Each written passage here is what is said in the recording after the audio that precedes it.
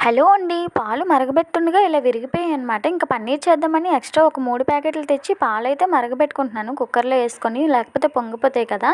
ఇప్పుడైతే లెమన్ అయితే తీసుకుంటున్నాను పాలు విరగ్గొట్టడానికి. ఇలా కట్ చేసుకొని జ్యూస్ అయితే తీసుకోవాలి.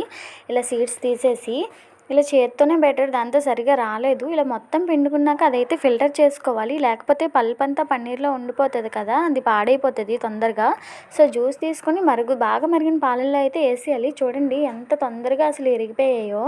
ఇది బాగా మరగనివ్వాలనమాట. మొత్తం పాల వాసన పోయే వరకు. ఇప్పుడైతే వాటరు, పన్నీరు సెపరేట్ అయిపోయింది చూసారా?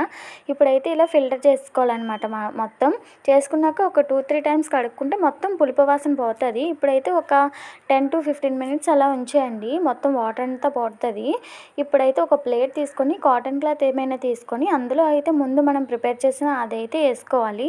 ఇప్పుడు దాన్ని గట్టిగా టై చేసేయాలి. మొత్తం వాటర్ అంతా తీసేసి పైన వెయిట్ పెడితే ఇలా ఒక 1 అవర్, ఒక 1-2 అవర్స్ అయితే పెట్టేస్తే మొత్తం వాటర్ అంతా పోయి ఇలా స్టిక్కీగా అయిపోతది. కట్ చేసుకొని ఫ్రిడ్జ్‌లో స్టోర్ చేసేసుకోవడమే. వీడియో నచ్చితే లైక్ చేసి మన ఛానల్‌ని సబ్స్క్రైబ్ చేసుకోండి. Bye bye.